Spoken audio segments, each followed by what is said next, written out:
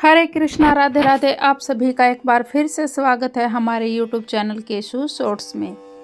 और जहां से हमने कल समाप्त किया था वहीं से आगे अब हम श्रीमद् भागवत गीता का पाठ शुरू करेंगे। किंतु जब कोई उस ज्ञान से प्रबुद्ध होता है जिससे अविद्या का विनाश होता है, तो उसके ज्ञान से सब कुछ उसी तरह प्रकट हो जाता है जैसे दिन में सूर्य से सारी वस्तुएं प्रकाशित हो जाती हैं। जो लोग कृष्ण को भूल जाते हैं वे निश्चित रूप से मोहग्रस्त होते हैं, किंतु जो कृष्ण भावना भावित है वे नहीं होते। भगवत गीता में कहा गया है कि ज्ञान क्या है। श्री कृष्ण के प्रति आत्मसमर्पण करने पर ही पूर्ण ज्ञान प्राप्त होता है। जैसा कि गीता में कहा गया है, अनेकानेक जन्म बीत जाने पर ही पूर्ण ज्ञान प्राप्त करके मनुष्य कृष्ण की शरण में जाता है, अथवा जब उसे कृष्ण भावनामृत प्राप्त होता है तो उसे सब कुछ प्रकट होने लगता है। जिस प्रकार सूर्योदय होने पर सारी वस्तुएं दिखने लगती हैं, जीव नाना प्रकार से मोहग्रस्त होता है। उदाहरण के तौर पर जब तक अपने को ईश्वर मानने लगता है तो वह अविद्या के पाश में जा गिरता है। यदि जीव ईश्वर है तो वह अविद्या से कैसे मोहग्रस्त हो सकता है? क्या ईश्वर अविद्या से मोहग्रस्त होता है? यदि ऐसा हो सकता है तो फिर अविद्या और शैतान ईश्वर से बड़ा है। वास्तविक ज्ञान उसी से प्राप्त हो सकता है जो पूर्णतया कृष्ण भावना भावित है। ऐसे ही प्रामाणिक गुरु की खोज करनी होती है और उसी से सीखना होता है कि कृष्ण भावनामृत क्या है, क्योंकि कृष्ण भावनामृत से सारी अविद्या उसी प्रकार दूर हो जाती है जिस प्रकार आत्मा तथा परमात्मा में अंतर न कर पाए। किंतु यदि वह पूर्ण प्रमाणित कृष्ण भावना भावित गुरु की शरण ग्रहण करता है तो वह सब कुछ जान सकता है। ईश्वर के प्रतिनिधि से भेंट होने पर ही ईश्वर तथा ईश्वर के साथ अपने संबंध को सही जाना जा सकता है। ईश्वर का प्रतिनिधि कभी भी अपने आप को ईश्वर नहीं मानता, यद्यपि उसका सम्मान ईश्वर की ही भांति किया जाता है, क्योंकि उसे ईश्वर का ज्ञान होता है। मनुष्य को ईश्वर और जीव के अंतर को समझना होता है। भगवान के गीता के दूसरे अध्याय में यह कहा गया है कि प्रत्येक जीव व्यष्टि है और भगवान भी व्यष्टि है। ये सब भूतकाल में व्यष्टि थे, संप्रति भी व्यष्टि हैं और भविष्य में मुक्त होने पर भी व्यष्टि बने रहेंगे। रात्रि के समय अंधकार में हमें प्रत्येक वस्तु एक सी दिखती है, किंतु दिन में सूर्य के उदय होने पर सारी वस्तुएं अपने अपने वास्तविक स्वरूप में दिखती हैं। आध्यात्मिक जीवन में व्यष्टि की पहचान ही वास्तविक ज्ञान है। जब मनुष्य की बुद्धि, मन, श्रद्धा तथा शरण सब कुछ भगवान में स्थिर हो जाते हैं, तभी वह पूर्ण ज्ञान द्वारा समस्त कल्मश से शुद्ध होता है और मुक्ति के पथ पर अग्रसर होता है। जब मनुष्य की बुद्धि, मन, श्रद्धा तथा शरण सब कुछ भगवान में स्थिर हो जाते हैं, तभी वह पूर्ण ज्ञान द्वारा समस्त कल्मश से शुद्ध होता है और मुक्ति के पथ पर अग्रसर होता है। परम दिव्य सत्य भगवान कृष्ण ही हैं। सारी गीता इसी घोषणा पर केंद्रित है कि कृष्ण श्री भगवान है। यही समस्त वेदों का भी अभिमत है। परतत्व का अर्थ परम सत्य है, जो भगवान को ब्रह्मा, परमात्मा तथा भगवान के रूप में जानने वालों द्वारा समझा जाता है। भगवान ही इस परतत्व की पराकाष्ठा हैं। उनसे बढ़कर कुछ नहीं है। भगवान कहते हैं कि कृष्ण निराकार ब्रह्म का भी अनुमोदन करते हैं। ब्रह्मांडों ही प्रतिष्ठातम। सभी प्रकार से कृष्ण परम सत्य हैं। जिनके मन, बुद्धि, श्रद्धा तथा शरण कृष्ण में है, जो पूर्णतया कृष्ण भावना भावित हैं, उनके सारे कल्मश धुल जाते हैं। उन्हें ब्रह्म संबंधी प्रत्येक वस्तु का पूर्ण ज्ञान रहता है। कृष्ण भावना भावित व्यक्ति यह भली भांति समझ सकता है कि कृष्ण में द्वैत है और ऐसे दिव्य ज्ञान से युक्त होकर वह मुक्ति पथ पर सुस्थिर प्रगति कर सकता है। विनम्र साधु पुरुष अपने वास्तविक ज्ञान के कारण एक विद्वान तथा विनीत ब्राह्मण, गाय, हाथी, कुत्ता तथा चांडाल को समान दृष्टि से देखते हैं। कृष्ण भावना भावित व्यक्ति जाति में भेद नहीं मानता। सामाजिक दृष्टि से ब्राह्मण तथा चांडाल भिन्न भिन्न हो सकते हैं और योनि के अनुसार कुत्ता, गाय, हाथी तथा कोई भी भिन्न जानवर हो सकते हैं, किंतु विद्वान योगी की दृष्टि में ये शरीरगत भेद अर्थहीन होते हैं। इसका कारण परमेश्वर से उनका संबंध है और परमेश्वर परमात्मा रूप में हर एक के हृदय में स्थित है। परम सत्य का ऐसा ज्ञान वास्तविक ज्ञान है। जहाँ तक विभिन्न जातियों या विभिन्न योनियों में शरीर का संबंध है, भगवान सब पर समान रूप से दयालु हैं, क्योंकि वे प्रत्येक जीव को अपना मित्र मानते हैं। फिर भी जीवों की समस्त परिस्थितियों में वे अपना परमात्मा स्वरूप बनाए रखते हैं। परमात्मा रूप में भगवान चांडाल तथा ब्राह्मण दोनों में उपस्थित रहते हैं। यद्यपि इन दोनों के शरीर एक से नहीं होते। शरीर तो प्रकृति के गुणों के द्वारा उत्पन्न हुए हैं, किंतु शरीर के भीतर आत्मा तथा परमात्मा समान आध्यात्मिक गुण वाले हैं। परंतु आत्मा तथा परमात्मा की यह समानता उन्हें मात्रात्मक दृष्टि से समान नहीं बनाती, क्योंकि व्यष्टि आत्मा किसी विशेष शरीर में उपस्थित होता है, किंतु परमात्मा प्रत्येक शरीर में है। कृष्ण भावना भावित व्यक्ति को इसका पूर्ण ज्ञान होता है, इसलिए वह सचमुच ही विद्वान तथा समदर्शी होता है। आत्मा तथा परमात्मा के लक्षण समान हैं, क्योंकि दोनों चेतन, शाश्वत तथा आनंदमय हैं, किंतु अंतर इतना ही है कि आत्मा शरीर की सीमा के भीतर सचेतन रहता है, जबकि परमात्मा सभी शरीरों में सचेतन है। परमात्मा बिना किसी भेदभाव के सभी शरीरों में विद्यमान है। जिनके मन एकत्व तथा समता में स्थित हैं, उन्हें जन्म तथा मृत्यु के बंधनों को पहले ही जीत लिया है। वे ब्रह्मा के समान निर्दोष हैं तथा ब्रह्म में स्थित रहते हैं। जैसा कि पहले कहा गया है, मानसिक समता आत्म साक्षात्कार का लक्षण है। जिन्होंने ऐसी अवस्था प्राप्त कर ली है, उन्हें भौतिक बंधनों, विशेषतः जन्म तथा मृत्यु पर विजय प्राप्त किए हुए मानना चाहिए। जब तक मनुष्य शरीर को आत्म स्वरूप मानता है, वह बद्ध जीव माना जाता है, किंतु जो ही यह आत्म साक्षात्कार द्वारा समचित्ता की अवस्था को प्राप्त कर लेता है, वह बद्ध जीवन से मुक्त हो जाता है। दूसरे शब्दों में उसे इस भौतिक जगत में जन्म नहीं लेना पड़ता, अपितु अपनी मृत्यु के बाद वह आध्यात्मिक लोक को जाता है। भगवान निर्दोष है, क्योंकि वे आसक्ति अथवा घृणा से रहित हैं। इसी प्रकार जब जीव आसक्ति तथा घृणा से रहित होता है, तो वह भी निर्दोष बन जाता है और वैकुंठ जाने का अधिकारी हो जाता है। ऐसे व्यक्तियों को पहले से ही मुक्त मानना चाहिए। उनके लक्षण आगे बतलाए गए हैं। जो न तो प्रिय वस्तु को पाकर हर्षित होता है, न अप्रिय को पाकर विचलित होता है, जो स्थिर बुद्धि है, जो मोह रहित है और भगवत विद्या को जानने वाला है, वह पहले से ही ब्रह्मा में स्थिर रहता है। यहाँ पर स्वरूप सिद्ध व्यक्ति के लक्षण दिए गए हैं। पहला लक्षण यह है कि उसमें शरीर तथा आत्म तत्व के तादात्म्य का भ्रम नहीं रहता। वह यह भली भांति जानता है कि मैं शरीर नहीं हूँ, अपितु भगवान का एक अंश हूँ। वह यह भली भांति जानता है कि मैं यह शरीर नहीं हूँ, अपितु भगवान का एक अंश हूँ। कुछ प्राप्त होने पर न तो उसे प्रसन्नता होती है, न शरीर की कुछ हानि होने पर शोक होता है। मन की यह स्थिरता स्थिर बुद्धि या आत्म बुद्धि कहलाती है।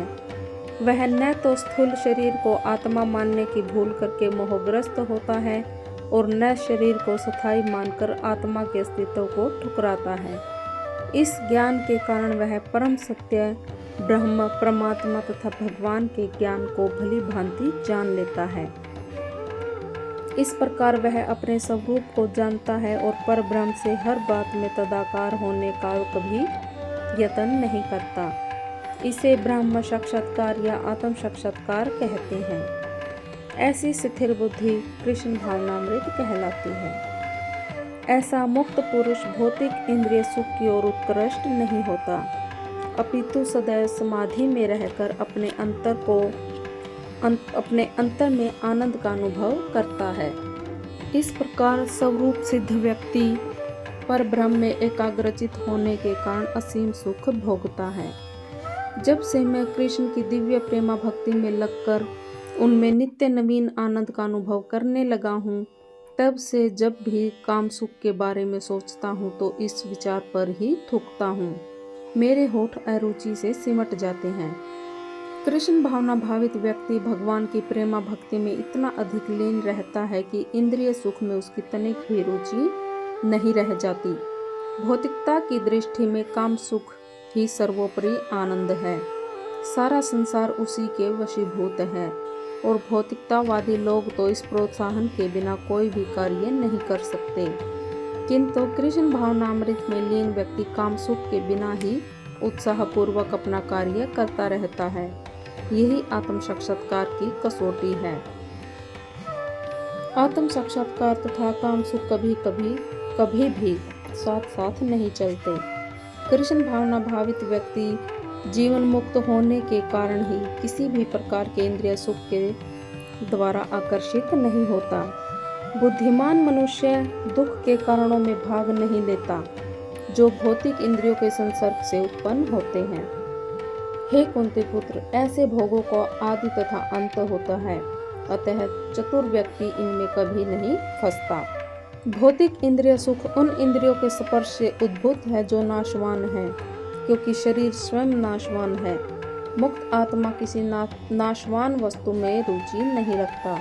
दिव्य आनंद के सुखों से भली भांति यह भला मिथ्या सुख के लिए क्यों सहमत होगा। हे पुत्रों, इस पुरुष योनि में इंद्रिय सुख के लिए अधिक श्रम करना व्यर्थ है। ऐसा सुख तो सुपूरों को भी प्राप्त है। इसकी अपेक्षा तुम इस जीवन में तप करना चाहिए, जिससे तुम्हारा जीवन पवित्र हो जाए और तुम असीम दिव्य सुख प्राप्त कर सको। जो यथार्थ योगी तथा दिव्य ज्ञानी है वे इंद्रिय सुखों की ओर आकृष्ट नहीं होते, क्योंकि वे निरंतर भवरोग के कारण हैं। जो भौतिक सुख के प्रति जितना आसक्त होता है उसे उतने ही भौतिक दुख मिलते हैं। यदि इस शरीर को त्यागने के पूर्व कोई मनुष्य इंद्रियों के वेगों को सहन करने तथा इच्छा तथा क्रोध के वो वेग को रोकने में समर्थ होता है तो वह इस संसार में सुखी रह सकता है। यदि कोई आत्म साक्षात्कार के पथ पर अग्रसर होना चाहता है तो उसे भौतिक इंद्रियों के वेग को रोकने का प्रयत्न करना चाहिए। ये वेग हैं वाणी वेग, क्रोध वेग, मनोवेग, उदर वेग, उपस्थ वेग तथा जिह्वा वेग। जो व्यक्ति इन विभिन्न इंद्रियों के वेगों को तथा मन को वश में करने में समर्थ है वह गोस्वामी या स्वामी कहलाता है। ऐसे गोस्वामी नितांत संयमित जीवन बिताते हैं, इंद्रियों के वेगों का तिरस्कार करते हैं। भौतिक इच्छाएं पूर्ण न होने पर क्रोध उत्पन्न होता है और इस प्रकार मन, नेत्र तथा वक्षस्थल उत्तेजित होते हैं। इस शरीर का परित्याग करने के पूर्व मनुष्य को इन्हें वश में करना का अभ्यास करना चाहिए।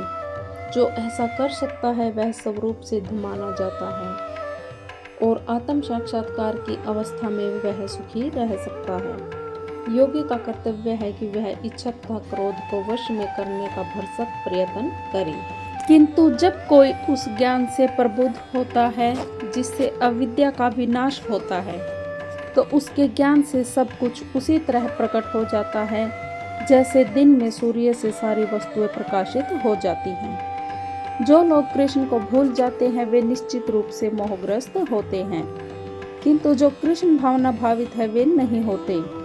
भगवत गीता में कहा गया है कि ज्ञान क्या है। श्री कृष्ण के प्रति आत्मसमर्पण करने पर ही पूर्ण ज्ञान प्राप्त होता है। जैसा कि गीता में कहा गया है, अनेकानेक जन्म बीत जाने पर ही पूर्ण ज्ञान प्राप्त करके मनुष्य कृष्ण की शरण में जाता है, अथवा जब उसे कृष्ण भावनामृत प्राप्त होता है तो उसे सब कुछ प्रकट होने लगता है। जिस प्रकार सूर्योदय होने पर सारी वस्तुएं दिखने लगती हैं, जीव नाना प्रकार से मोहग्रस्त होता है। उदाहरण के तौर पर जब तक अपने को ईश्वर मानने लगता है तो वह अविद्या के पाश में जा गिरता है।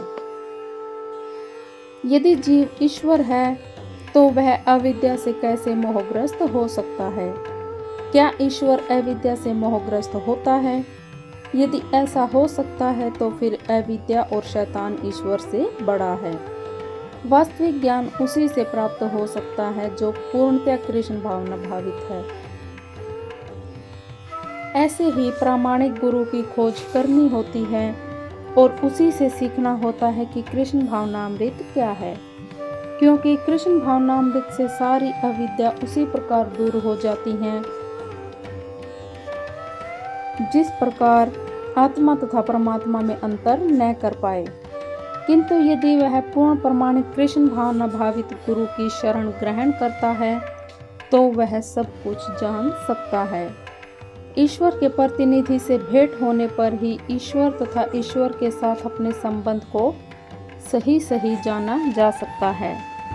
ईश्वर का प्रतिनिधि कभी भी अपने आप को ईश्वर नहीं मानता, यद्यपि उसका सम्मान ईश्वर की ही भांति किया जाता है, क्योंकि उसे ईश्वर का ज्ञान होता है।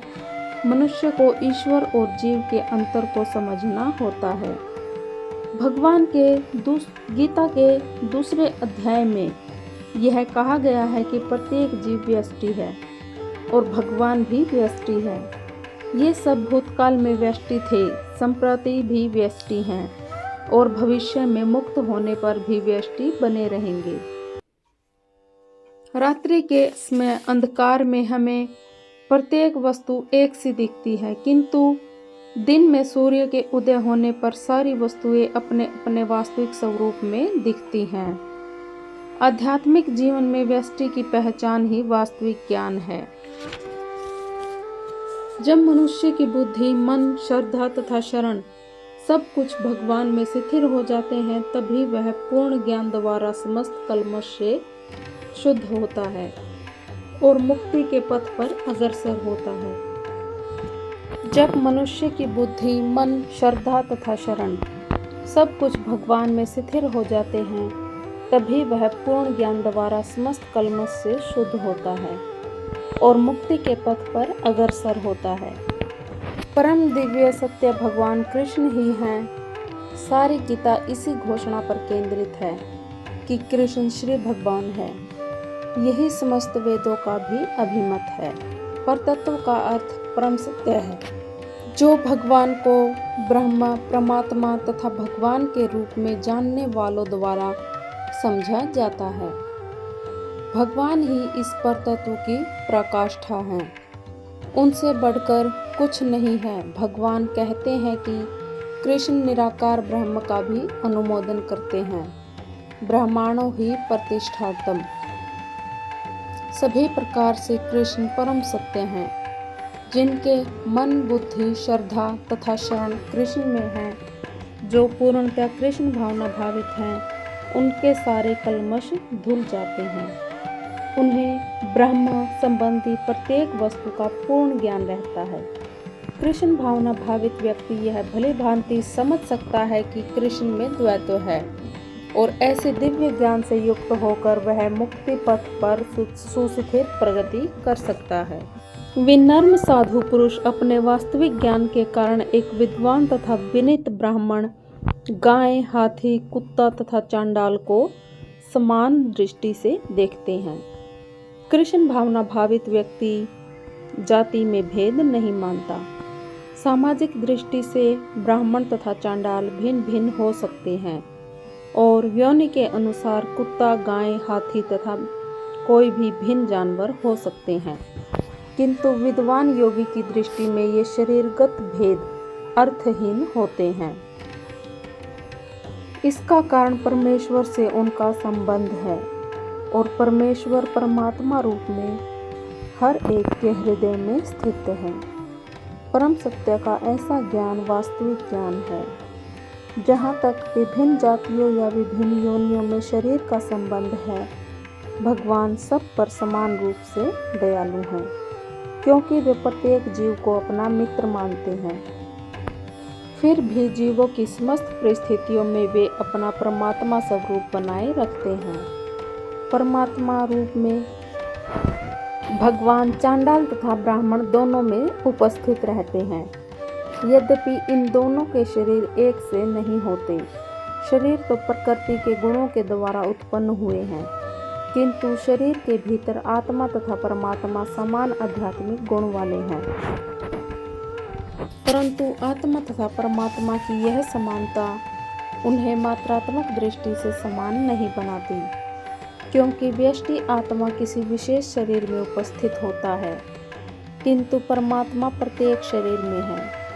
कृष्ण भावना भावित व्यक्ति को इसका पूर्ण ज्ञान होता है, इसलिए वह सचमुच ही विद्वान तथा समदर्शी होता है।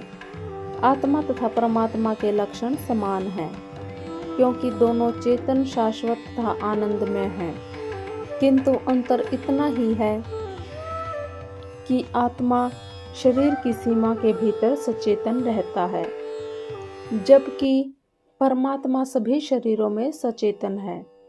परमात्मा बिना किसी भेदभाव के सभी शरीरों में विद्यमान है। जिनके मन एकत्व तथा समता में स्थित हैं, उन्हें जन्म तथा मृत्यु के बंधनों को पहले ही जीत लिया है। वे ब्रह्म के समान निर्दोष हैं तथा ब्रह्म में स्थित रहते हैं। जैसा कि पहले कहा गया है, मानसिक समता आत्म साक्षात्कार का लक्षण है। जिन्होंने ऐसी अवस्था प्राप्त कर ली है, उन्हें भौतिक बंधनों, विशेषतः जन्म तथा मृत्यु पर विजय प्राप्त किए हुए मानना चाहिए। जब तक मनुष्य शरीर को आत्म स्वरूप मानता है, वह बद्ध जीव माना जाता है, किंतु जो ही यह आत्म साक्षात्कार द्वारा समचित्ता की अवस्था को प्राप्त कर लेता है, वह बद्ध जीवन से मुक्त हो जाता है। दूसरे शब्दों में उसे इस भौतिक जगत में जन्म नहीं लेना पड़ता, अपितु अपनी मृत्यु के बाद वह आध्यात्मिक लोक को जाता है। भगवान निर्दोष है, क्योंकि वे आसक्ति अथवा घृणा से रहित हैं। इसी प्रकार जब जीव आसक्ति तथा घृणा से रहित होता है, तो वह भी निर्दोष बन जाता है और वैकुंठ जाने का अधिकारी हो जाता है। ऐसे व्यक्तियों को पहले से ही मुक्त मानना चाहिए। उनके लक्षण आगे बतलाए गए हैं। जो न तो प्रिय वस्तु को पाकर हर्षित होता है, न अप्रिय को पाकर विचलित होता है, जो स्थिर बुद्धि है, जो मोह रहित है और भगवत विद्या को जानने वाला है, वह पहले से ही ब्रह्म में स्थिर रहता है। यहाँ पर स्वरूप सिद्ध व्यक्ति के लक्षण दिए गए हैं। पहला लक्षण यह है कि उसमें शरीर तथा आत्म तत्व के तादात्म्य का भ्रम नहीं रहता। वह यह भली भांति जानता है कि मैं शरीर नहीं हूँ, अपितु भगवान का एक अंश हूँ। वह यह भली भांति जानता है कि मैं यह शरीर नहीं हूँ, अपितु भगवान का एक अंश हूँ। कुछ प्राप्त होने पर न तो उसे प्रसन्नता होती है, न शरीर की कुछ हानि होने पर शोक होता है। मन की यह स्थिरता स्थिर बुद्धि या आत्म बुद्धि कहलाती है। वह न तो स्थूल शरीर को आत्मा मानने की भूल करके मोहग्रस्त होता है और न शरीर को स्थायी मानकर आत्मा के अस्तित्व को ठुकराता है। इस ज्ञान के कारण वह परम सत्य ब्रह्म, परमात्मा तथा भगवान के ज्ञान को भली भांति जान लेता है। इस प्रकार वह अपने स्वरूप को जानता है और परब्रह्म से हर बात में तदाकार होने का कभी यत्न नहीं करता। इसे ब्रह्म साक्षात्कार या आत्म साक्षात्कार कहते हैं। ऐसी स्थिर बुद्धि कृष्ण भावनामृत कहलाती है। ऐसा मुक्त पुरुष भौतिक इंद्रिय सुख की ओर उत्कृष्ट नहीं होता, अपितु सदैव समाधि में रहकर अपने अंतर में आनंद का अनुभव करता है। इस प्रकार स्वरूप सिद्ध व्यक्ति पर ब्रह्म में एकाग्रचित होने के कारण असीम सुख भोगता है। जब से मैं कृष्ण की दिव्य प्रेमा भक्ति में लगकर उनमें नित्य नवीन आनंद का अनुभव करने लगा हूँ, तब से जब भी काम सुख के बारे में सोचता हूँ तो इस विचार पर ही थूकता हूँ। मेरे होठ अरुचि से सिमट जाते हैं। कृष्ण भावना भावित व्यक्ति भगवान की प्रेमा भक्ति में इतना अधिक लीन रहता है कि इंद्रिय सुख में उसकी तनिक भी रुचि नहीं रह जाती। भौतिकता की दृष्टि में काम सुख ही सर्वोपरि आनंद है। सारा संसार उसी के वशीभूत है और भौतिकतावादी लोग तो इस प्रोत्साहन के बिना कोई भी कार्य नहीं कर सकते, किंतु कृष्ण भावनामृत में लीन व्यक्ति काम सुख के बिना ही उत्साहपूर्वक अपना कार्य करता रहता है। यही आत्म साक्षात्कार की कसौटी है। आत्म साक्षात्कार तथा काम सुख कभी भी साथ साथ नहीं चलते। कृष्ण भावना भावित व्यक्ति जीवन मुक्त होने के कारण ही किसी भी प्रकार के इंद्रिय सुख के द्वारा आकर्षित नहीं होता। बुद्धिमान मनुष्य दुख के कारणों में भाग नहीं लेता जो भौतिक इंद्रियों के संसर्ग से उत्पन्न होते हैं। हे कुंती पुत्र, ऐसे भोगों को आदि तथा अंत होता है, अतः चतुर व्यक्ति इनमें कभी नहीं फंसता। भौतिक इंद्रिय सुख उन इंद्रियों के स्पर्श से उद्भूत है जो नाशवान है, क्योंकि शरीर स्वयं नाशवान है। मुक्त आत्मा किसी नाशवान वस्तु में रुचि नहीं रखता। दिव्य आनंद के सुखों से भली भांति यह भला मिथ्या सुख के लिए क्यों सहमत होगा। हे पुत्रों, इस पुरुष योनि में इंद्रिय सुख के लिए अधिक श्रम करना व्यर्थ है। ऐसा सुख तो सुकूरों को भी प्राप्त है। इसकी अपेक्षा तुम इस जीवन में तप करना चाहिए, जिससे तुम्हारा जीवन पवित्र हो जाए और तुम असीम दिव्य सुख प्राप्त कर सको। जो यथार्थ योगी तथा दिव्य ज्ञानी है वे इंद्रिय सुखों की ओर आकृष्ट नहीं होते, क्योंकि वे निरंतर भवरोग के कारण हैं। जो भौतिक सुख के प्रति जितना आसक्त होता है उसे उतने ही भौतिक दुख मिलते हैं। यदि इस शरीर को त्यागने के पूर्व कोई मनुष्य इंद्रियों के वेगों को सहन करने तथा इच्छा तथा क्रोध के वो वेग को रोकने में समर्थ होता है तो वह इस संसार में सुखी रह सकता है। यदि कोई आत्म साक्षात्कार के पथ पर अग्रसर होना चाहता है तो उसे भौतिक इंद्रियों के वेग को रोकने का प्रयत्न करना चाहिए। ये वेग हैं वाणी वेग, क्रोध वेग, मनोवेग, उदर वेग, उपस्थ वेग तथा जिह्वा वेग। जो व्यक्ति इन विभिन्न इंद्रियों के वेगों को तथा मन को वश में करने में समर्थ है वह गोस्वामी या स्वामी कहलाता है। ऐसे गोस्वामी नितांत संयमित जीवन बिताते हैं, इंद्रियों के वेगों का तिरस्कार करते हैं। भौतिक इच्छाएं पूर्ण न होने पर क्रोध उत्पन्न होता है और इस प्रकार मन, नेत्र तथा वक्षस्थल उत्तेजित होते हैं। इस शरीर का परित्याग करने के पूर्व मनुष्य को इन्हें वश में करना का अभ्यास करना चाहिए। जो ऐसा कर सकता है वह स्वरूप सिद्ध माना जाता है और आत्म साक्षात्कार की अवस्था में वह सुखी रह सकता है। योगी का कर्तव्य है कि वह इच्छा तथा क्रोध, किंतु जब कोई उस ज्ञान से प्रबुद्ध होता है जिससे अविद्या का विनाश होता है तो उसके ज्ञान से सब कुछ उसी तरह प्रकट हो जाता है जैसे दिन में सूर्य से सारी वस्तुएं प्रकाशित हो जाती हैं। जो लोग कृष्ण को भूल जाते हैं वे निश्चित रूप से मोहग्रस्त होते हैं, किंतु जो कृष्ण भावना भावित है वे नहीं होते। भगवद गीता में कहा गया है कि ज्ञान क्या है। श्री कृष्ण के प्रति आत्मसमर्पण करने पर ही पूर्ण ज्ञान प्राप्त होता है। जैसा कि गीता में कहा गया है, अनेकानेक जन्म बीत जाने पर ही पूर्ण ज्ञान प्राप्त करके मनुष्य कृष्ण की शरण में जाता है, अथवा जब उसे कृष्ण भावनामृत प्राप्त होता है तो उसे सब कुछ प्रकट होने लगता है। जिस प्रकार सूर्योदय होने पर सारी वस्तुएं दिखने लगती हैं, जीव नाना प्रकार से मोहग्रस्त होता है।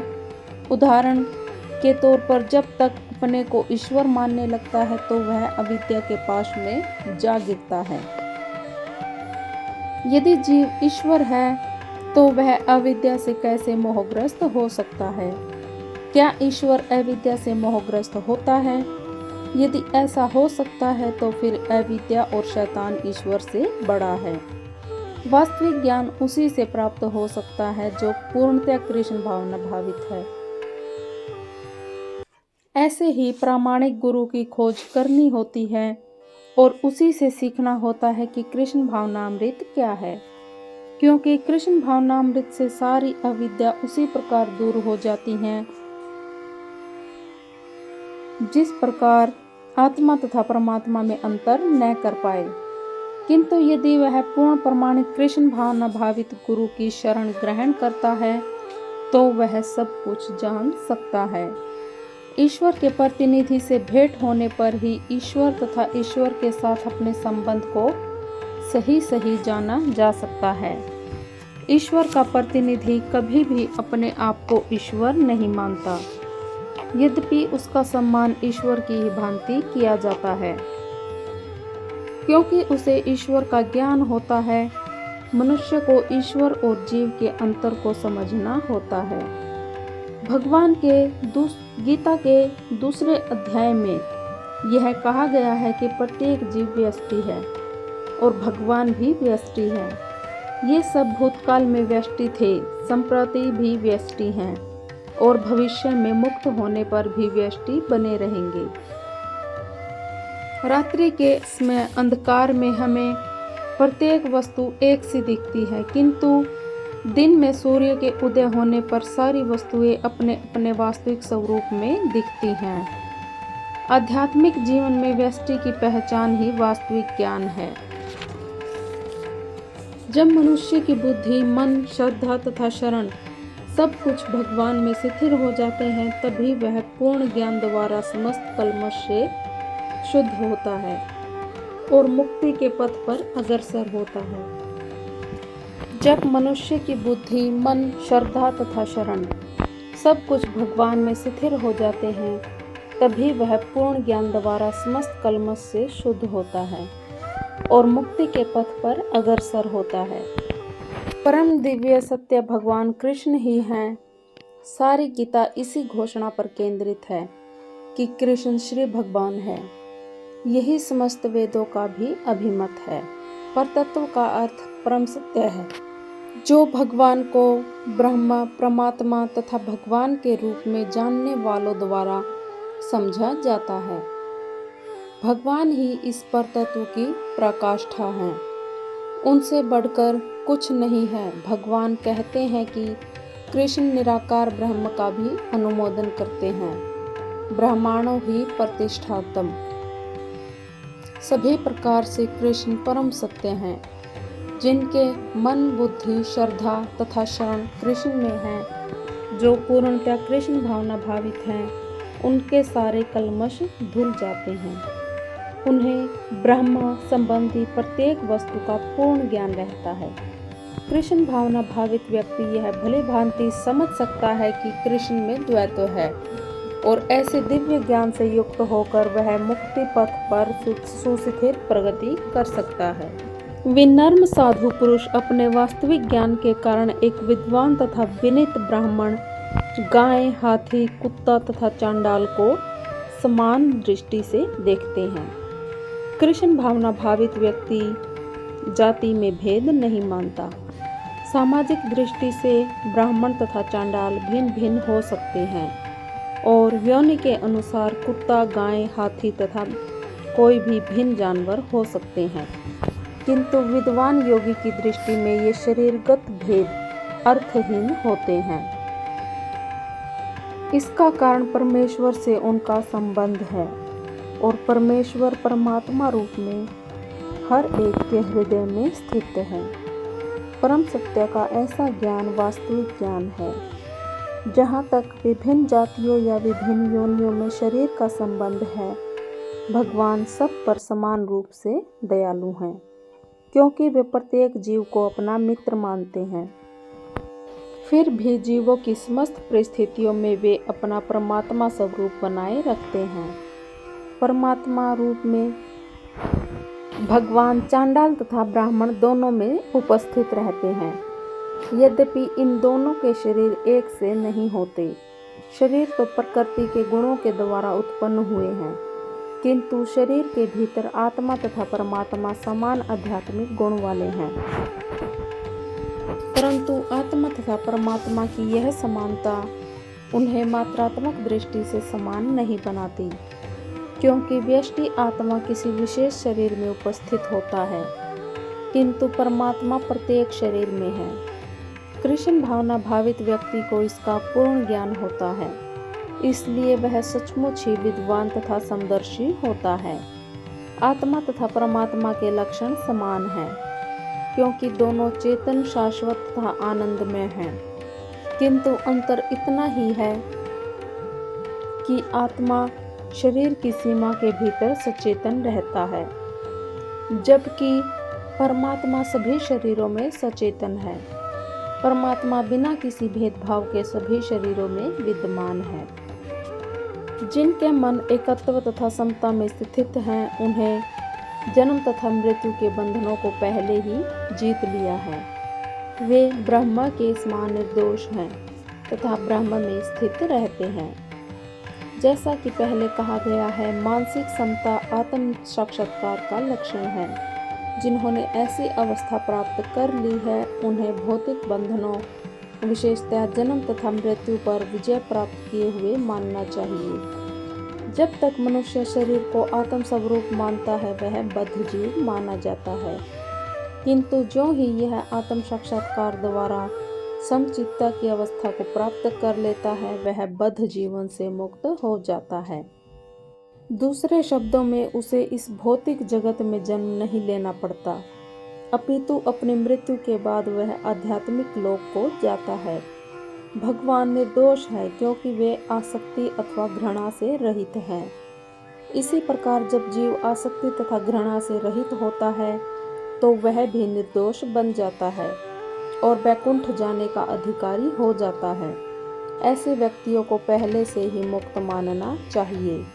उनके लक्षण आगे बतलाए गए हैं। जो न तो प्रिय वस्तु को पाकर हर्षित होता है, न अप्रिय को पाकर विचलित होता है, जो स्थिर बुद्धि है, जो मोह रहित है और भगवत विद्या को जानने वाला है, वह पहले से ही ब्रह्मा में स्थिर रहता है। यहाँ पर स्वरूप सिद्ध व्यक्ति के लक्षण दिए गए हैं। पहला लक्षण यह है कि उसमें शरीर तथा आत्म तत्व के तादात्म्य का भ्रम नहीं रहता। वह यह भली भांति जानता है कि मैं शरीर नहीं हूँ, अपितु भगवान का एक अंश हूँ। वह यह भली भांति जानता है कि मैं यह शरीर नहीं हूँ, अपितु भगवान का एक अंश हूँ। कुछ प्राप्त होने पर न तो उसे प्रसन्नता होती है, न शरीर की कुछ हानि होने पर शोक होता है। मन की यह स्थिरता स्थिर बुद्धि या आत्म बुद्धि कहलाती है। वह न तो स्थूल शरीर को आत्मा मानने की भूल करके मोहग्रस्त होता है और न शरीर को स्थायी मानकर आत्मा के अस्तित्व को ठुकराता है। इस ज्ञान के कारण वह परम सत्य ब्रह्म, परमात्मा तथा भगवान के ज्ञान को भली भांति जान लेता है। इस प्रकार वह अपने स्वरूप को जानता है और परब्रह्म से हर बात में तदाकार होने का कभी यत्न नहीं करता। इसे ब्रह्म साक्षात्कार या आत्म साक्षात्कार कहते हैं। ऐसी स्थिर बुद्धि कृष्ण भावनामृत कहलाती है। ऐसा मुक्त पुरुष भौतिक इंद्रिय सुख की ओर उत्कृष्ट नहीं होता, अपितु सदैव समाधि में रहकर अपने अंतर में आनंद का अनुभव करता है। इस प्रकार स्वरूप सिद्ध व्यक्ति परब्रह्म में एकाग्रचित होने के कारण असीम सुख भोगता है। जब से मैं कृष्ण की दिव्य प्रेमा भक्ति में लगकर उनमें नित्य नवीन आनंद का अनुभव करने लगा हूँ, तब से जब भी काम सुख के बारे में सोचता हूँ तो इस विचार पर ही थूकता हूँ। मेरे होठ अरुचि से सिमट जाते हैं। कृष्ण भावना भावित व्यक्ति भगवान की प्रेमा भक्ति में इतना अधिक लीन रहता है कि इंद्रिय सुख में उसकी तनिक भी रुचि नहीं रह जाती।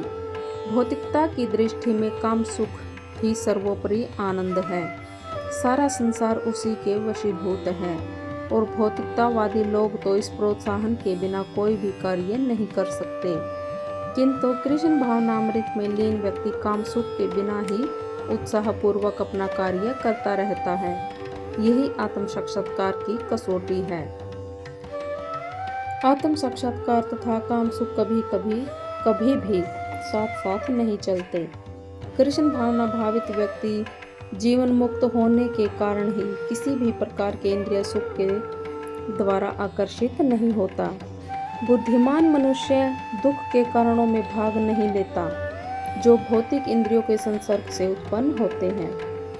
हे कुंती पुत्र, ऐसे भोगों का आदि तथा अंत होता है, अतः चतुर व्यक्ति इनमें कभी नहीं फंसता। भौतिक इंद्रिय सुख उन इंद्रियों के स्पर्श से उद्भूत है जो नाशवान है, क्योंकि शरीर स्वयं नाशवान है। मुक्त आत्मा किसी नाशवान वस्तु में रुचि नहीं रखता। दिव्य आनंद के सुखों से भली भांति यह भला मिथ्या सुख के लिए क्यों सहमत होगा। हे पुत्रों, इस पुरुष योनि में इंद्रिय सुख के लिए अधिक श्रम करना व्यर्थ है। ऐसा सुख तो सुकूरों को भी प्राप्त है। इसकी अपेक्षा तुम इस जीवन में तप करना चाहिए, जिससे तुम्हारा जीवन पवित्र हो जाए और तुम असीम दिव्य सुख प्राप्त कर सको। जो यथार्थ योगी तथा दिव्य ज्ञानी है वे इंद्रिय सुखों की ओर आकृष्ट नहीं होते, क्योंकि वे निरंतर भवरोग के कारण हैं। जो भौतिक सुख के प्रति जितना आसक्त होता है उसे उतने ही भौतिक दुख मिलते हैं। यदि इस शरीर को त्यागने के पूर्व कोई मनुष्य इंद्रियों के वेगों को सहन करने तथा इच्छा तथा क्रोध के वो वेग को रोकने में समर्थ होता है तो वह इस संसार में सुखी रह सकता है। यदि कोई आत्म साक्षात्कार के पथ पर अग्रसर होना चाहता है तो उसे भौतिक इंद्रियों के वेग को रोकने का प्रयत्न करना चाहिए। ये वेग हैं वाणी वेग, क्रोध वेग, मनोवेग, उदर वेग, उपस्थ वेग तथा जिह्वा वेग। जो व्यक्ति इन विभिन्न इंद्रियों के वेगों को तथा मन को वश में करने में समर्थ है वह गोस्वामी या स्वामी कहलाता है। ऐसे गोस्वामी नितांत संयमित जीवन बिताते हैं, इंद्रियों के वेगों का तिरस्कार करते हैं। भौतिक इच्छाएं पूर्ण न होने पर क्रोध उत्पन्न होता है और इस प्रकार मन, नेत्र तथा वक्षस्थल उत्तेजित होते हैं। इस शरीर का परित्याग करने के पूर्व मनुष्य को इन्हें वश में करना का अभ्यास करना चाहिए। जो ऐसा कर सकता है वह स्वरूप सिद्ध माना जाता है और आत्म साक्षात्कार की अवस्था में वह सुखी रह सकता है। योगी का कर्तव्य है कि वह इच्छा तथा क्रोध, किंतु जब कोई उस ज्ञान से प्रबुद्ध होता है जिससे अविद्या का विनाश होता है तो उसके ज्ञान से सब कुछ उसी तरह प्रकट हो जाता है जैसे दिन में सूर्य से सारी वस्तुएं प्रकाशित हो जाती हैं। जो लोग कृष्ण को भूल जाते हैं वे निश्चित रूप से मोहग्रस्त होते हैं, किंतु जो कृष्ण भावना भावित है वे नहीं होते। भगवत गीता में कहा गया है कि ज्ञान क्या है? श्री कृष्ण के प्रति आत्मसमर्पण करने पर ही पूर्ण ज्ञान प्राप्त होता है। जैसा कि गीता में कहा गया है, अनेकानेक जन्म बीत जाने पर ही पूर्ण ज्ञान प्राप्त करके मनुष्य कृष्ण की शरण में जाता है, अथवा जब उसे कृष्ण भावनामृत प्राप्त होता है तो उसे सब कुछ प्रकट होने लगता है। जिस प्रकार सूर्योदय होने पर सारी वस्तुएं दिखने लगती हैं, जीव नाना प्रकार से मोहग्रस्त होता है। उदाहरण के तौर पर जब तक अपने को ईश्वर मानने लगता है तो वह अविद्या के पाश में जा गिरता है। यदि जीव ईश्वर है तो वह अविद्या से कैसे मोहग्रस्त हो सकता है? क्या ईश्वर अविद्या से मोहग्रस्त होता है? यदि ऐसा हो सकता है तो फिर अविद्या और शैतान ईश्वर से बड़ा है। वास्तविक ज्ञान उसी से प्राप्त हो सकता है जो पूर्णतः कृष्ण भावना भावित है। ऐसे ही प्रामाणिक गुरु की खोज करनी होती है और उसी से सीखना होता है कि कृष्ण भावनामृत क्या है, क्योंकि कृष्ण भावनामृत से सारी अविद्या उसी प्रकार दूर हो जाती है जिस प्रकार आत्मा तथा परमात्मा में अंतर न कर पाए। किंतु यदि वह पूर्ण प्रमाणित कृष्ण भावना भावित गुरु की शरण ग्रहण करता है तो वह सब कुछ जान सकता है। ईश्वर के प्रतिनिधि से भेंट होने पर ही ईश्वर तथा ईश्वर के साथ अपने संबंध को सही जाना जा सकता है। ईश्वर का प्रतिनिधि कभी भी अपने आप को ईश्वर नहीं मानता, यद्यपि उसका सम्मान ईश्वर की ही भांति किया जाता है। क्योंकि उसे ईश्वर का ज्ञान होता है, मनुष्य को ईश्वर और जीव के अंतर को समझना होता है। भगवान के गीता के दूसरे अध्याय में यह कहा गया है कि प्रत्येक जीव व्यष्टि है और भगवान भी व्यष्टि है। ये सब भूतकाल में व्यष्टि थे, संप्रति भी व्यष्टि हैं और भविष्य में मुक्त होने पर भी व्यष्टि बने रहेंगे। रात्रि के समय अंधकार में हमें प्रत्येक वस्तु एक सी दिखती है, किंतु दिन में सूर्य के उदय होने पर सारी वस्तुएं अपने अपने वास्तविक स्वरूप में दिखती हैं। आध्यात्मिक जीवन में व्यष्टि की पहचान ही वास्तविक ज्ञान है। जब मनुष्य की बुद्धि, मन, श्रद्धा तथा शरण सब कुछ भगवान में स्थिर हो जाते हैं, तभी वह पूर्ण ज्ञान द्वारा समस्त कल्मश से शुद्ध होता है और मुक्ति के पथ पर अग्रसर होता है। जब मनुष्य की बुद्धि, मन, श्रद्धा तथा शरण सब कुछ भगवान में स्थिर हो जाते हैं, तभी वह पूर्ण ज्ञान द्वारा समस्त कल्मश से शुद्ध होता है और मुक्ति के पथ पर अग्रसर होता है। परम दिव्य सत्य भगवान कृष्ण ही हैं। सारी गीता इसी घोषणा पर केंद्रित है कि कृष्ण श्री भगवान है। यही समस्त वेदों का भी अभिमत है। परतत्व का अर्थ परम सत्य है, जो भगवान को ब्रह्म, परमात्मा तथा भगवान के रूप में जानने वालों द्वारा समझा जाता है। भगवान ही इस परतत्व की पराकाष्ठा है, उनसे बढ़कर कुछ नहीं है। भगवान कहते हैं कि कृष्ण निराकार ब्रह्म का भी अनुमोदन करते हैं। ब्रह्मांडों ही प्रतिष्ठातम। सभी प्रकार से कृष्ण परम सत्य हैं। जिनके मन, बुद्धि, श्रद्धा तथा शरण कृष्ण में है, जो पूर्णतः कृष्ण भावना भावित हैं, उनके सारे कल्मश धुल जाते हैं। उन्हें ब्रह्म संबंधी प्रत्येक वस्तु का पूर्ण ज्ञान रहता है। कृष्ण भावना भावित व्यक्ति यह भली भांति समझ सकता है कि कृष्ण में द्वैत्व है और ऐसे दिव्य ज्ञान से युक्त होकर वह मुक्ति पथ पर सुस्थिर प्रगति कर सकता है। विनम्र साधु पुरुष अपने वास्तविक ज्ञान के कारण एक विद्वान तथा विनीत ब्राह्मण, गाय, हाथी, कुत्ता तथा चांडाल को समान दृष्टि से देखते हैं। कृष्ण भावना भावित व्यक्ति जाति में भेद नहीं मानता। सामाजिक दृष्टि से ब्राह्मण तथा चांडाल भिन्न भिन्न हो सकते हैं और योनि के अनुसार कुत्ता, गाय, हाथी तथा कोई भी भिन्न जानवर हो सकते हैं, किंतु विद्वान योगी की दृष्टि में ये शरीरगत भेद अर्थहीन होते हैं। इसका कारण परमेश्वर से उनका संबंध है और परमेश्वर परमात्मा रूप में हर एक के हृदय में स्थित है। परम सत्य का ऐसा ज्ञान वास्तविक ज्ञान है। जहाँ तक विभिन्न जातियों या विभिन्न योनियों में शरीर का संबंध है, भगवान सब पर समान रूप से दयालु हैं, क्योंकि वे प्रत्येक जीव को अपना मित्र मानते हैं।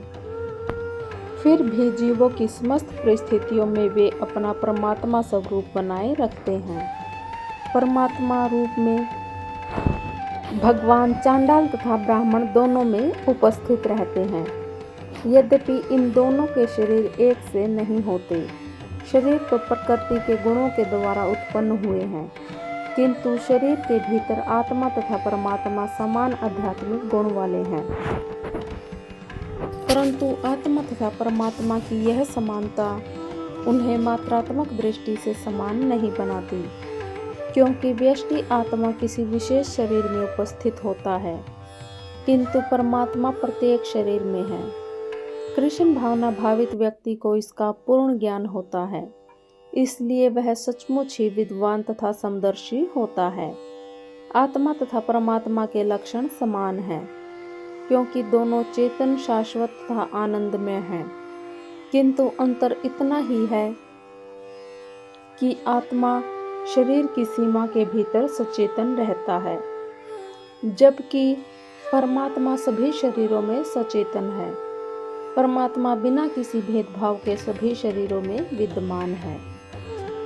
जिनके मन एकत्व तथा समता में स्थित हैं, उन्हें जन्म तथा मृत्यु के बंधनों को पहले ही जीत लिया है। वे ब्रह्म के समान निर्दोष हैं तथा ब्रह्म में स्थित रहते हैं। जैसा कि पहले कहा गया है, मानसिक समता आत्म साक्षात्कार का लक्षण है। जिन्होंने ऐसी अवस्था प्राप्त कर ली है, उन्हें भौतिक बंधनों, विशेषतः जन्म तथा मृत्यु पर विजय प्राप्त किए हुए मानना चाहिए। जब तक मनुष्य शरीर को आत्म स्वरूप मानता है, वह बद्ध जीव माना जाता है। किंतु जो ही यह आत्म साक्षात्कार द्वारा समचित्ता की अवस्था को प्राप्त कर लेता है, वह बद्ध जीवन से मुक्त हो जाता है। दूसरे शब्दों में उसे इस भौतिक जगत में जन्म नहीं लेना पड़ता, अपितु अपनी मृत्यु के बाद वह आध्यात्मिक लोक को जाता है। भगवान निर्दोष है क्योंकि वे आसक्ति अथवा घृणा से रहित हैं। इसी प्रकार जब जीव आसक्ति तथा घृणा से रहित होता है, तो वह भी निर्दोष बन जाता है और वैकुंठ जाने का अधिकारी हो जाता है। ऐसे व्यक्तियों को पहले से ही मुक्त मानना चाहिए। उनके लक्षण आगे बतलाए गए हैं। जो न तो प्रिय वस्तु को पाकर हर्षित होता है, न अप्रिय को पाकर विचलित होता है, जो स्थिर बुद्धि है, जो मोह रहित है और भगवत विद्या को जानने वाला है, वह पहले से ही ब्रह्मा में स्थिर रहता है। यहाँ पर स्वरूप सिद्ध व्यक्ति के लक्षण दिए गए हैं। पहला लक्षण यह है कि उसमें शरीर तथा आत्म तत्व के तादात्म्य का भ्रम नहीं रहता। वह यह भली भांति जानता है कि मैं शरीर नहीं हूँ, अपितु भगवान का एक अंश हूँ। वह यह भली भांति जानता है कि मैं यह शरीर नहीं हूँ, अपितु भगवान का एक अंश हूँ। कुछ प्राप्त होने पर न तो उसे प्रसन्नता होती है, न शरीर की कुछ हानि होने पर शोक होता है। मन की यह स्थिरता स्थिर बुद्धि या आत्म बुद्धि कहलाती है। वह न तो स्थूल शरीर को आत्मा मानने की भूल करके मोहग्रस्त होता है और न शरीर को स्थायी मानकर आत्मा के अस्तित्व को ठुकराता है। इस ज्ञान के कारण वह परम सत्य ब्रह्म, परमात्मा तथा भगवान के ज्ञान को भली भांति जान लेता है। इस प्रकार वह अपने स्वरूप को जानता है और परब्रह्म से हर बात में तदाकार होने का कभी यत्न नहीं करता। इसे ब्रह्म साक्षात्कार या आत्म साक्षात्कार कहते हैं। ऐसी स्थिर बुद्धि कृष्ण भावनामृत कहलाती है। ऐसा मुक्त पुरुष भौतिक इंद्रिय सुख की ओर उत्कृष्ट नहीं होता, अपितु सदैव समाधि में रहकर अपने अंतर में आनंद का अनुभव करता है। इस प्रकार स्वरूप सिद्ध व्यक्ति परब्रह्म में एकाग्रचित होने के कारण असीम सुख भोगता है। जब से मैं कृष्ण की दिव्य प्रेमा भक्ति में लगकर उनमें नित्य नवीन आनंद का अनुभव करने लगा हूँ, तब से जब भी काम सुख के बारे में सोचता हूँ तो इस विचार पर ही थूकता हूँ। मेरे होठ अरुचि से सिमट जाते हैं। कृष्ण भावना भावित व्यक्ति भगवान की प्रेमा भक्ति में इतना अधिक लीन रहता है कि इंद्रिय सुख में उसकी तनिक भी रुचि नहीं रह जाती। भौतिकता की दृष्टि में काम सुख ही सर्वोपरि आनंद है। सारा संसार उसी के वशीभूत है और भौतिकतावादी लोग तो इस प्रोत्साहन के बिना कोई भी कार्य नहीं कर सकते। किंतु कृष्ण भावनामृत में लीन व्यक्ति काम सुख के बिना ही उत्साहपूर्वक अपना कार्य करता रहता है। यही आत्म साक्षात्कार की कसौटी है। आत्म साक्षात्कार तथा काम सुख कभी भी साथ साथ नहीं चलते। कृष्ण भावना भावित व्यक्ति जीवन मुक्त होने के कारण ही किसी भी प्रकार के इंद्रिय सुख के द्वारा आकर्षित नहीं होता। बुद्धिमान मनुष्य दुख के कारणों में भाग नहीं लेता, जो भौतिक इंद्रियों के संसर्ग से उत्पन्न होते हैं। हे कुंती पुत्र, ऐसे भोगों को आदि तथा अंत होता है, अतः चतुर व्यक्ति इनमें कभी नहीं फंसता। भौतिक इंद्रिय सुख उन इंद्रियों के स्पर्श से उद्भूत है जो नाशवान है, क्योंकि शरीर स्वयं नाशवान है। मुक्त आत्मा किसी नाशवान वस्तु में रुचि नहीं रखता। दिव्य आनंद के सुखों से भली भांति यह भला मिथ्या सुख के लिए क्यों सहमत होगा। हे पुत्रों, इस पुरुष योनि में इंद्रिय सुख के लिए अधिक श्रम करना व्यर्थ है। ऐसा सुख तो सुपूरों को भी प्राप्त है। इसकी अपेक्षा तुम इस जीवन में तप करना चाहिए, जिससे तुम्हारा जीवन पवित्र हो जाए और तुम असीम दिव्य सुख प्राप्त कर सको। जो यथार्थ योगी तथा दिव्य ज्ञानी है, वे इंद्रिय सुखों की ओर आकृष्ट नहीं होते, क्योंकि वे निरंतर भवरोग के कारण हैं। जो भौतिक सुख के प्रति जितना आसक्त होता है, उसे उतने ही भौतिक दुख मिलते हैं।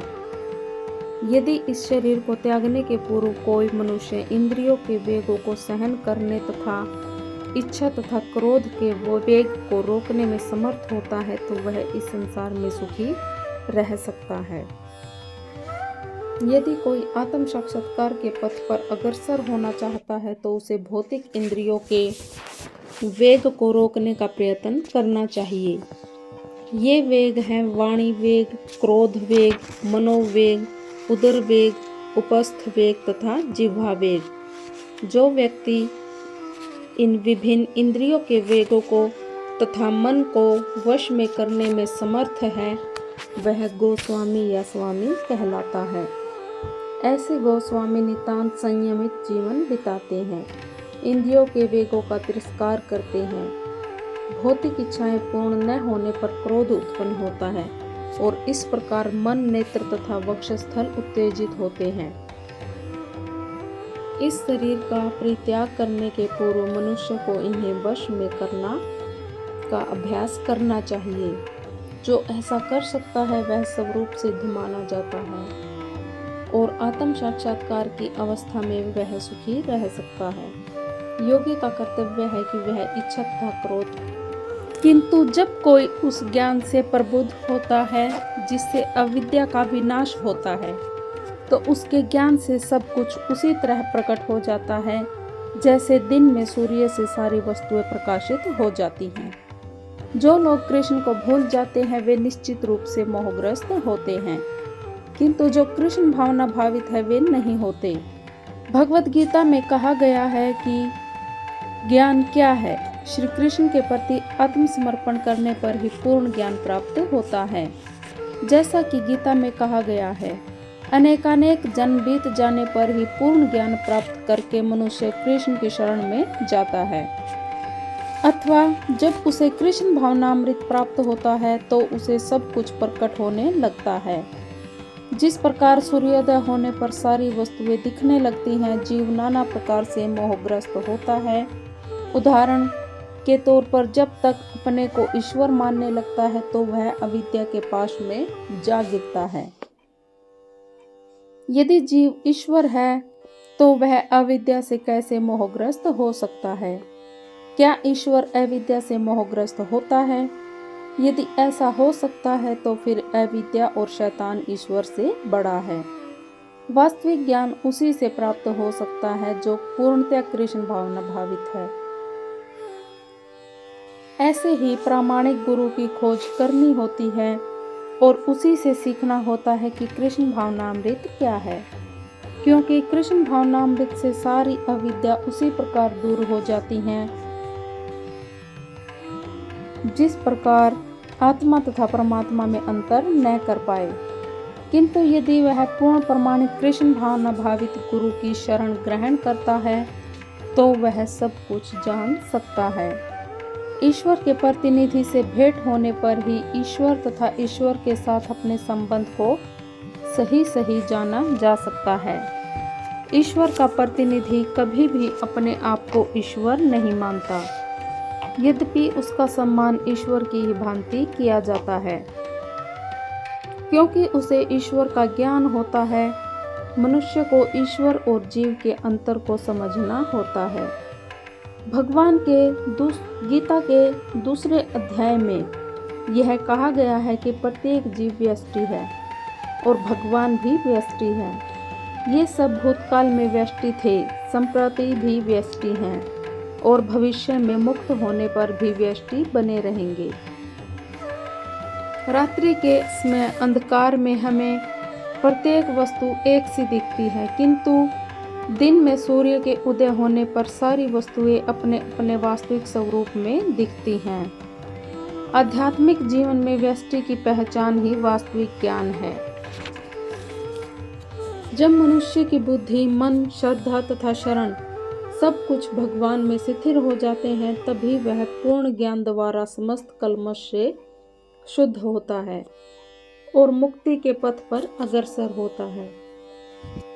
जब मनुष्य की बुद्धि, मन, श्रद्धा तथा शरण सब कुछ भगवान में स्थिर हो जाते हैं, तभी वह पूर्ण ज्ञान द्वारा समस्त कल्मश से शुद्ध होता है और मुक्ति के पथ पर अग्रसर होता है। परम दिव्य सत्य भगवान कृष्ण ही हैं। सारी गीता इसी घोषणा पर केंद्रित है कि कृष्ण श्री भगवान है। यही समस्त वेदों का भी अभिमत है। परतत्व का अर्थ परम सत्य है, जो भगवान को ब्रह्मा, परमात्मा तथा भगवान के रूप में जानने वालों द्वारा समझा जाता है। भगवान ही इस परतत्व की पराकाष्ठा है, उनसे बढ़कर कुछ नहीं है। भगवान कहते हैं कि कृष्ण निराकार ब्रह्म का भी अनुमोदन करते हैं। ब्रह्मांडों ही प्रतिष्ठातम। सभी प्रकार से कृष्ण परम सत्य हैं।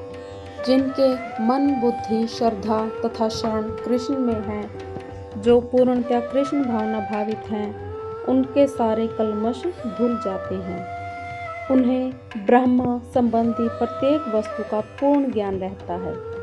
कृष्ण भावना भावित व्यक्ति यह भली भांति समझ सकता है कि कृष्ण में द्वैत है और ऐसे दिव्य ज्ञान से युक्त होकर वह मुक्ति पथ पर सुस्थिर प्रगति कर सकता है। विनम्र साधु पुरुष अपने वास्तविक ज्ञान के कारण एक विद्वान तथा विनीत ब्राह्मण, गाय, हाथी, कुत्ता तथा चांडाल को समान दृष्टि से देखते हैं। कृष्ण भावना भावित व्यक्ति जाति में भेद नहीं मानता।